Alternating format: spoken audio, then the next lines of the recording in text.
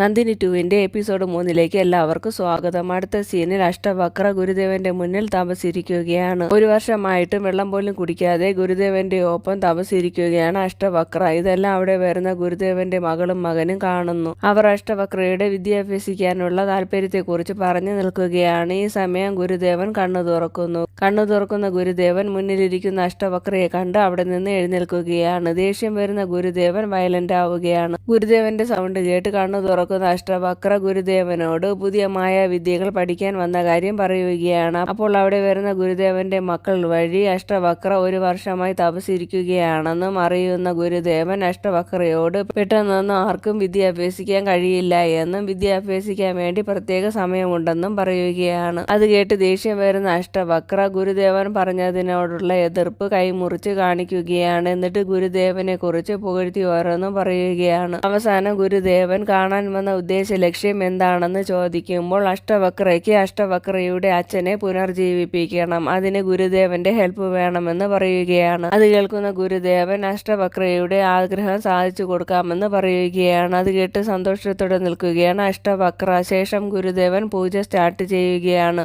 അച്ഛന് വേണ്ടിയിട്ടുള്ള പൂജ ചെയ്യുമ്പോൾ അഷ്ടവക്രയ്ക്കും അവിടെ ഗുരുദേവന്റെ കൂടെ നിൽക്കണമെന്ന് പറയുകയാണ്. അത് കേൾക്കുന്ന ഗുരുദേവൻ ഈ പൂജ നടക്കുമ്പോൾ രക്തബന്ധത്തിലുള്ളവരുടെ സാന്നിധ്യം ഇവിടെ ഉണ്ടാകാൻ പാടില്ല എന്ന് പറയുകയാണ്. അഷ്ടവക്രയ്ക്ക് അവിടെ നിൽക്കാൻ കഴിയില്ല എന്നറിയുന്ന അഷ്ടവക്ര ദേഷ്യത്തോടെ അവിടെ നിന്നും പോവുകയാണ്. ശേഷം 18 വർഷങ്ങൾ കഴിയുകയാണ്. ദേവസേന വലുതാവുകയാണ്. ദേവസേന അങ്കിളിന്റെയും ഫാമിലിയുടെയും കൂടെ സന്തോഷത്തോടെ കഴിയുകയാണ്. ദേവസേന കോളേജിലെ പഠിത്തം കംപ്ലീറ്റ് ചെയ്ത് നിൽക്കുകയാണ്. ദേവസേന അങ്കിളിന്റെ മകളെ പോലെ തന്നെയാണ് അവിടെ കഴിയുന്നത്. പ്രണവും നിവേദിതയും ദേവസേനയെ സ്വന്തം സഹോദരിയെ പോലെയാണ് കണക്കാക്കിയിരിക്കുന്നത്. നിവേദിതയ്ക്ക് പാറ്റയെ പോലും പേടിയാണ്. ദേവസേനയ്ക്ക് ജീവനുള്ള ഒന്നിനെയും ഉപദ്രവിക്കുന്നത് ഇഷ്ടമല്ല. ശേഷം എല്ലാവരും ബ്രേക്ക്ഫാസ്റ്റ് കഴിക്കുന്ന സമയം അവിടെ ദേവസേനയുടെ ഫ്രണ്ട് കൗസല്യ വരുന്നു. കൗസല്യ തന്റെ വിവാഹം ക്ഷണിക്കാൻ വേണ്ടി വന്നതാണ്. ദേവസേന ഇത്രയും വർഷമായിട്ടും അങ്കിളിനെയും ഫാമിലിയെയും പിരിഞ്ഞു നിന്നിട്ടില്ല. അതുകൊണ്ട് തന്നെ ഇത്രയും ദൂരത്തേക്ക് ദേവസേനയെ പറഞ്ഞു വിടാൻ മടിച്ച് അങ്കിൾ ഇരിക്കുന്നത് കാണുന്ന കൗസല്യ അങ്കിളിനോട്, ദേവസേന ഒറ്റയ്ക്കല്ല ഇവിടെ നിന്ന് വരുന്നത്, ഞങ്ങളുടെ ഫ്രണ്ട്സും റിലേറ്റീവ്സും എല്ലാവരും കൂടി ഒരുമിച്ച് ബസ്സിലാണ് വരുന്നത് എന്നൊക്കെ പറയുന്നത് കേൾക്കുന്ന അങ്കിള് ദേവസേനയെ വെഡിങ്ങിന് വിടാൻ സമ്മതിക്കുകയാണ്. മറുവശത്ത് പൂജ കഴിഞ്ഞ് ഇറങ്ങി വരുന്ന ഗുരുദേവനെ കാണുന്ന അഷ്ടവക്ര അച്ഛൻ പുനർജീവിച്ചോ എന്ന് ചോദിക്കുകയാണ്.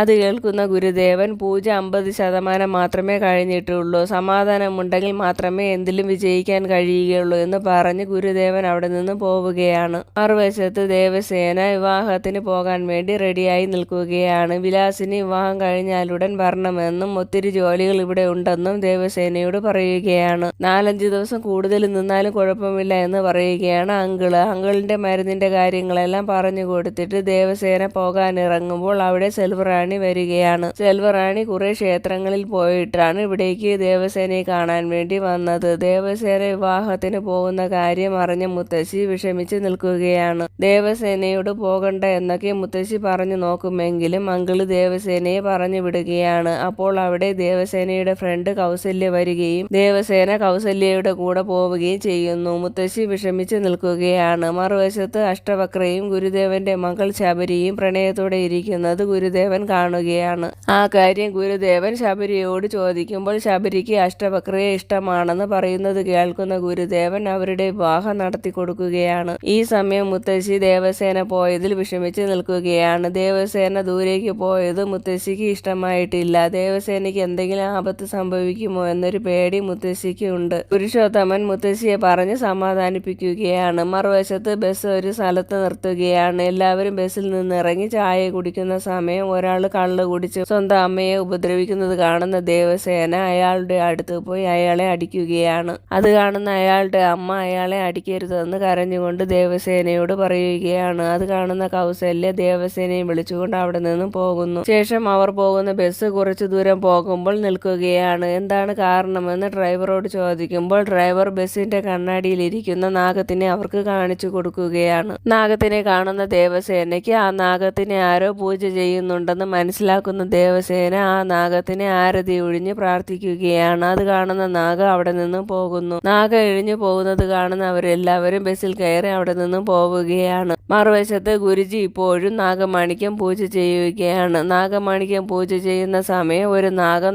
ലോകമാണിക്യത്തിന്റെ അടുത്ത് വന്നിരിക്കുകയാണ്. അത് കണ്ട് പ്രാർത്ഥിച്ചിരിക്കുകയാണ് ഗുരുജി. ഈ സമയം ദേവസേനയുടെ ഫ്രണ്ടിന്റെ വിവാഹം നടക്കുകയാണ്. എല്ലാവരും മണ്ഡപത്തിൽ ഇരിക്കുകയാണ്. താലിയെടുത്ത് തരാൻ വേണ്ടി ദേവിയമ്മ വരുമെന്ന് പറയുന്ന സമയം അവിടേക്ക് ദേവിയമ്മ വരികയാണ്. ദേവിയമ്മയെ കണ്ട് ബഹുമാനത്തോടെ എല്ലാവരും എഴുന്നേറ്റ് തൊഴുതു നിൽക്കുകയാണ്. ദേവിയമ്മയെ കാണുന്ന ദേവസേന ഷോക്കിൽ നിൽക്കുകയാണ്. ദേവസേനയ്ക്ക് ഗംഗയെ ഓർമ്മ വരികയാണ്. ദേവിയമ്മയെ കാണുന്ന ദേവസേന മണ്ഡപത്തിൽ നിന്ന് ഓടി ദേവിയമ്മയുടെ അടുത്തേക്ക് പോവുകയാണ്. ദേവസേന ദേവിയമ്മയെ നോക്കി നിൽക്കുകയാണ്. എന്നിട്ട് ദേവിയമ്മയെ നോക്കി കഴുതൊഴുതിട്ട് അമ്മയെന്ന് വിളിക്കുകയാണ്. അത് കേൾക്കുന്ന ദേവിയമ്മ അവിടെ നിന്ന് മണ്ഡപത്തിലേക്ക് പോകുന്നു. ദേവിയമ്മയുടെ പുറകെ പോകുന്ന ദേവസേന ദേവിയമ്മയെ തന്നെ നോക്കി നിൽക്കുകയാണ്. ദേവിയമ്മ താലിയെടുത്ത് കൊടുക്കുകയും വിവാഹം നടക്കുകയും ചെയ്യുന്നു. ഇതൊന്നും ദേവസേന കാണുന്നില്ല. ദേവസേന ഗംഗയെ വിചാരിച്ച് ദേവിയമ്മയെ നോക്കി തന്നെ നിൽക്കുകയാണ്. ശേഷം ദേവിയമ്മ അവിടെ നിന്ന് പോകുന്നു. ദേവിയമ്മ പോയത് അറിയാതെ നിൽക്കുകയാണ് ദേവസേന. കുറച്ചു കഴിയുമ്പോൾ ദേവിയമ്മ അവിടെ നിന്ന് പോയി എന്ന് അറിയുന്ന ദേവസേന വിഷമിച്ച് നിൽക്കുകയാണ്. ഈ സമയം അഷ്ടവക്ര അച്ഛന്റെ പുനർജന്മം കാണാനുള്ള ആഗ്രഹം കൊണ്ട് ഗുരുദേവനോട്, ഇപ്പോൾ ഞാൻ അങ്ങയുടെ മരുമകനായില്ലേ, ഇനി എനിക്ക് ഹോമം ചെയ്യുന്ന സ്ഥലത്ത് വരാമല്ലോ എന്ന് ചോദിക്കുകയാണ്. അത് കേട്ട് ദേഷ്യം വരുന്ന ഗുരുദേവൻ വരാൻ കഴിയില്ല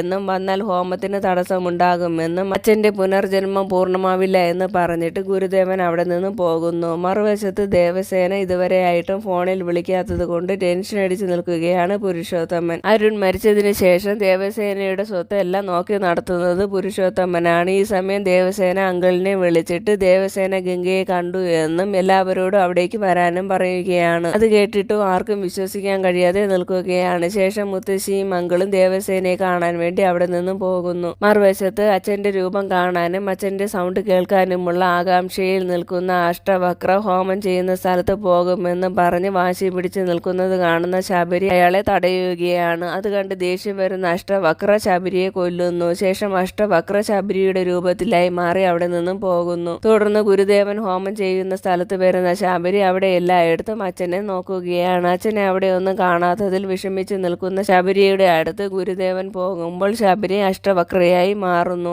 അഷ്ടവക്രയെ കണ്ട് ഡൗട്ട് തോന്നുന്ന ഗുരുദേവൻ ഹോമം നിർത്തി അവിടെ നിന്ന് എഴുന്നേറ്റ് പോകുന്ന വഴി ഗുരുദേവൻ ശബരി മരിച്ചു കിടക്കുന്നത് കാണുന്നു. സ്വന്തം മകൾ മരിച്ചു കിടക്കുന്നത് കണ്ട് വിഷമിച്ച് നിൽക്കുന്ന ഗുരുദേവൻ അഷ്ടവക്രയോട്, നിന്റെ അച്ഛന്റെ ആത്മാവ് അലഞ്ഞു തിരിഞ്ഞ് നടക്കുമെന്നും ഒരിക്കലും പുനർജന്മം ഉണ്ടാവില്ല എന്നും ദേഷ്യത്തോടെ പറയുന്നത് കേൾക്കുന്ന അഷ്ടവക്രയ്ക്ക് ദേഷ്യം വരികയും അഷ്ടവക്ര ഗുരുദേവനെ കൊല്ലുകയും ചെയ്യുന്നു. ഗുരുദേവൻ മരിച്ചു കിടക്കുന്നത് കണ്ട് എന്ത് ചെയ്യണമെന്ന് അറിയാതെ വിഷമിച്ച് കൺഫ്യൂഷനിൽ നിൽക്കുകയാണ് അഷ്ടവക്ര.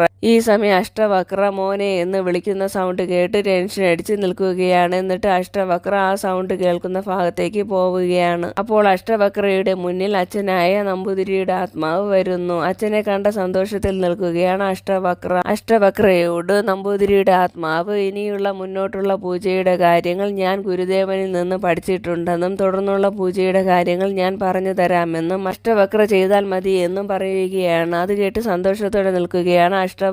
അടുത്ത സീനിൽ ദേവസേന ആശ്രമത്തിൽ ഗംഗയെ അന്വേഷിച്ച് വരികയാണ്. അവിടെ അങ്കിളും മുത്തശ്ശിയും വരുന്നു. ശേഷം അവരൊരുമിച്ച് ഗംഗയെ അന്വേഷിച്ച് നടക്കുകയാണ്. അപ്പോൾ ഒരാൾ അവിടെ വന്നിട്ട് അവരോട് ആരെയാണ് അന്വേഷിക്കുന്നതെന്ന് ചോദിക്കുമ്പോൾ ദേവസേന വിവാഹ മണ്ഡപത്തിൽ വച്ച് കണ്ട പെൺകുട്ടിയെ കുറിച്ച് പറയുകയാണ്. അത് കേൾക്കുന്ന അയാൾ അത് ജനനിയാണെന്നും ജനനി ഈ ആശ്രമത്തിലെ ഗുരുജിയുടെ മകളാണെന്നും വൈകിട്ട് പൂജ ചെയ്യുന്ന സ്ഥലത്ത് വരുമെന്നും പറയുകയാണ്. അടുത്ത സീനിൽ അവർ പൂജ ചെയ്യുന്ന സ്ഥലത്ത് വരികയാണ്. എല്ലാവരും ജനനിയെ കാത്തു നിൽക്കുകയാണ്. അപ്പോൾ അവിടേക്ക് ജനനി വരുന്നു. ജനനിയെ കണ്ട് അന്തം വിട്ടു നിൽക്കുകയാണ് മുത്തശ്ശിയും അങ്കിളും. അവിടേക്ക് വരുന്ന ജനനി പൂജ ചെയ്യുന്ന സ്ഥലത്ത് പാല് വച്ചിട്ട് പ്രാർത്ഥിച്ച് നിൽക്കുമ്പോൾ അവിടേക്ക് ഒരു നാഗം വരികയും നാഗം പാല് കുടിക്കുകയും ശേഷം പാല് കുടിച്ചിട്ട് അവിടെ നിന്ന് പോവുകയും ചെയ്യുന്നു. ഇതെല്ലാം കണ്ട് അത്ഭുതത്തോടെ നിൽക്കുകയാണ് ദേവസേനയും അങ്കിളും മുത്തശ്ശിയും. പൂജ കഴിഞ്ഞതിന് ശേഷം അവിടെ നിന്ന് പോകുന്ന ജനനിയെ മുത്തശ്ശി ഗംഗ എന്ന് വിളിക്കുകയാണ്. അത് കേട്ട് ഡൗട്ട് തോന്നുന്ന ജനനി അവരെ തിരിഞ്ഞു നോക്കുന്നു. എന്നിട്ട് അവരെ 3 പേരെയും മനസ്സിലാകാത്തതുപോലെ നോക്കിയിട്ട് ഒന്നും പറയാതെ അവിടെ നിന്ന് പോകുന്നു. ഗംഗ ഒന്നും മിണ്ടാതെ പോയതിൽ വിഷമിച്ച് നിൽക്കുകയാണ് അവർ 3 പേരും. ജനനി ആരാണെന്ന് അറിയാനും നമ്പൂതിരിയുടെ ആത്മാവിന്റെ ലക്ഷ്യം എന്തെന്നറിയാനും അടുത്ത എപ്പിസോഡ് ഇടുന്നവരെ വെയിറ്റ് ചെയ്യണേ. Thank you.